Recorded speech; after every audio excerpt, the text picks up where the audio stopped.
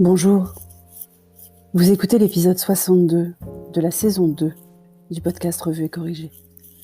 Cet épisode est tiré d'un billet du blog publié le 21 janvier 2021 et s'intitule « Be careful what you wish for ». On va faire gaffe, hein. À la même période l'an dernier, Cher et Tendre et moi nous croisions, littéralement.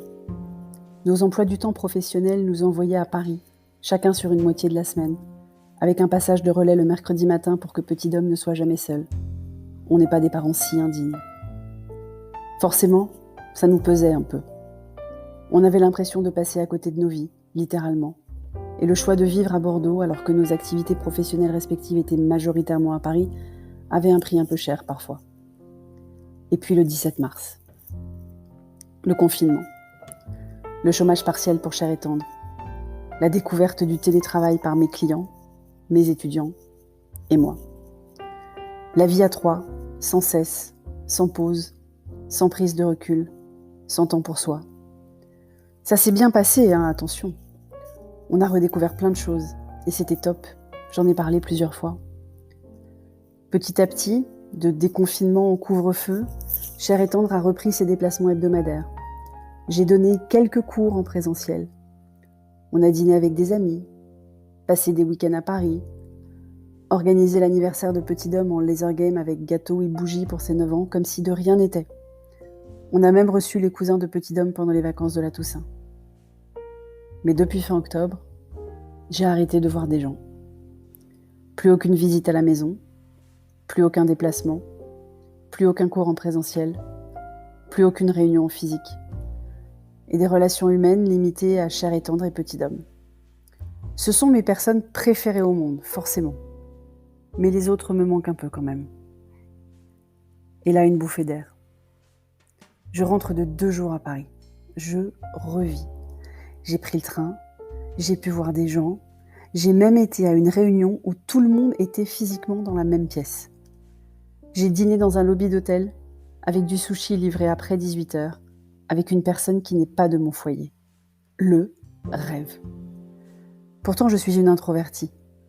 Je me ressource quand je suis seule. Même si j'adore les gens et que je suis aussi et presque fondamentalement une personne de réseau. Je me ressource dans ma bulle, de séries, de bouquins, de tricot, mais seule. Pendant ces périodes, je ne réponds parfois même pas aux appels. Pourtant, je n'ai jamais été aussi heureuse de voir des gens que mardi à la gare Saint-Jean. Mardi soir dans le lobby de l'hôtel. Mercredi matin dans la rue en allant chez mon client. Mercredi dans la journée en participant à des réunions en présentiel. Ça ne m'a même pas pesé de porter le masque toute la journée. Même si j'avoue que je n'ai pas encore chopé le truc pour éviter la buée sur les lunettes. Manque de pratique, forcément. Donc je suis toute guillerette. Moi, l'agoraphobe qui déteste les foules. J'ai eu le temps de rien, en fait. Je suis passée de la gare à l'hôtel, de visio en réunion, même au dîner, de l'hôtel au bureau de mon client, puis retour à la gare. J'ai même fait que bosser dans le train. Mais c'était roboratif.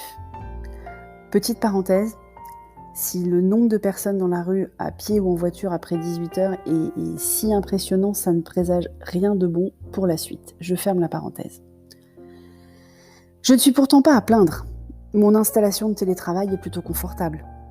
Une pièce dédiée, un moniteur pour avoir plus de confort visuel, un bureau assis debout pour changer de position. Je n'ai pas encore investi dans la webcam ou le ring light pour améliorer la qualité des visios, mais c'est la prochaine étape. Et puis j'ai Petit Dom et Cher et Tendre, avec qui échanger à la maison quand j'émerge de mes tunnels de visio. Sans compter Doudou, ma boule de poil tellement collante qu'on dirait un chien ce chat. Mais même avec tout ce confort, puisque j'ai carrément installé une machine à café dans le bureau, j'avais besoin de contact en vrai.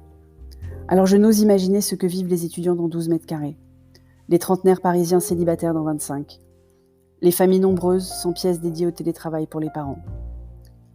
J'ai donc décidé de proposer à présent des walking coffees. C'est pas parce qu'on ne peut pas s'installer en terrasse qu'on ne peut pas se voir en fait. Je vais à la fois voir du monde et bouger un peu. Alors, qui vient marcher avec moi ? Merci de m'avoir écouté. Si vous écoutez sur Apple, surtout laissez un commentaire avec vos 5 étoiles. Et sur toutes les plateformes de balado-diffusion, abonnez-vous et partagez. À bientôt.